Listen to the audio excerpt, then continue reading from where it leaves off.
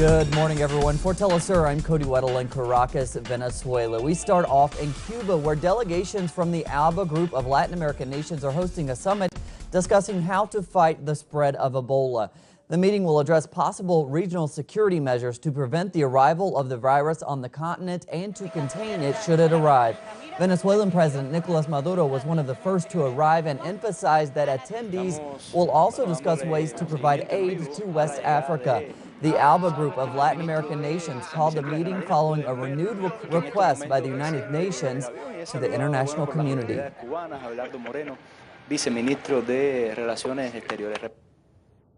The United Nations will also participate in ALBA's Ebola Summit. Specialist David Navarro will represent the world body. On his arrival, Navarro praised the importance of the over 400 health workers Cuba is sending to West Africa. We would like to thank the Cuban people for sending its best doctors, nurses, and health workers to fight against the Ebola outbreak in West Africa. Your support is extraordinary. It's also part of the continuing support we have been providing Africa throughout these years. And to Brazil, where the two presidential candidates met Sunday for the third televised presidential debate.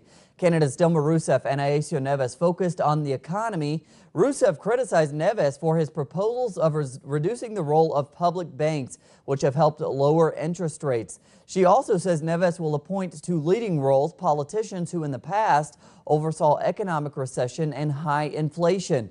Though the race remains neck and neck, recent polls show that the number of Brazilians who say they would never vote for Neves is rising. And still in Brazil, social movements and organizations from the region where Neves was once governor met Sunday to declare their support for Rousseff. The event brought together young indigenous people, lesbian and gay activists, and other minorities. They met with former President Lula da Silva and say they back Rousseff because of the strong investment in education by Workers' Party governments. Meanwhile, candidate Aécio Neves campaigned in Rio de Janeiro. And in Uruguay, hundreds of activists in the Broad Front Party took to the streets to show their support for presidential candidate Tabaré Vázquez. They also expressed their support for current President José Mujica and thanked him for his social programs and their achievements. Vázquez will face right-wing rival Luis Lacalle on Sunday. Polls show the Broad Front Party ahead, but that the race will likely enter a second-round runoff.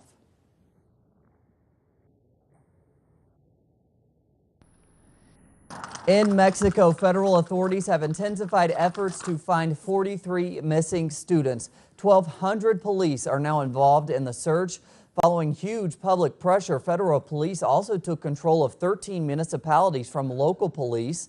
The federal authorities believe the students were shot at and then handed over to a local armed gang by local police. 36 municipal officers have so far been arrested.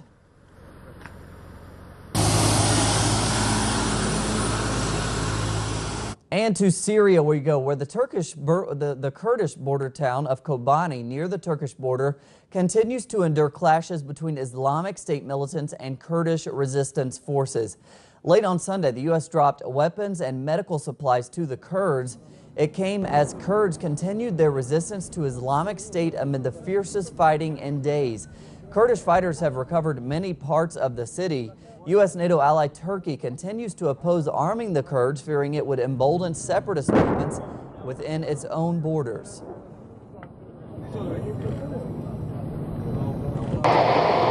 Australian Foreign Minister Julie Bishop announced Sunday that Australia has reached an agreement to send special forces to Iraq. The troops will fight the Islamic State. It came just before U.S. Secretary of State John Kerry met with Australian Prime Minister Tony Abbott. The special forces would be deployed alongside the Iraqi army.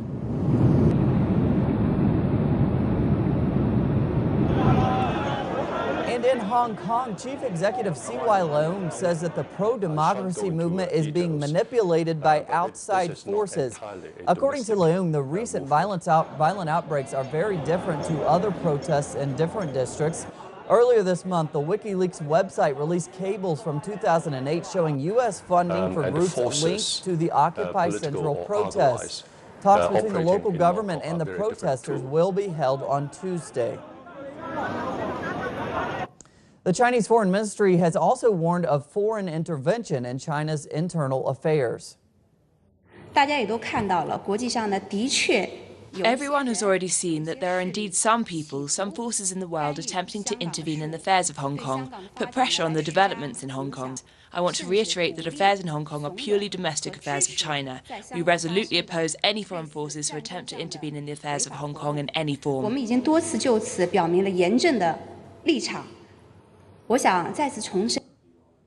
International leaders and diplomats began arriving Monday morning to attend the inauguration of Indonesia's newly elected President Joko Widodo.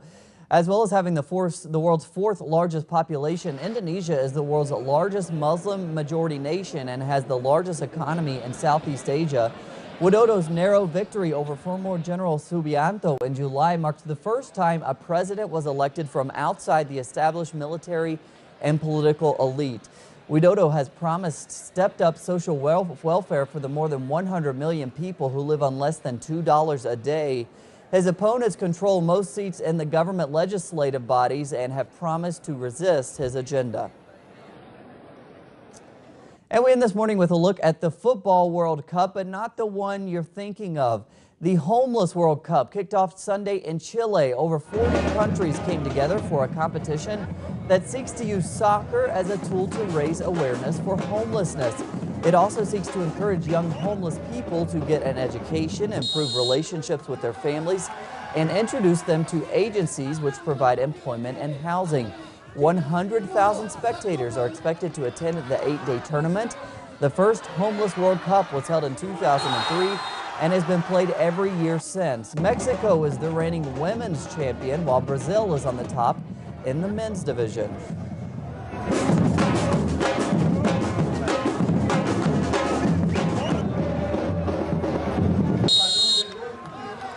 We have plenty more on those stories and others at our website, telesurtv.net/English. For Telesur English, I'm Cody Weddle. Hope you have a great Monday.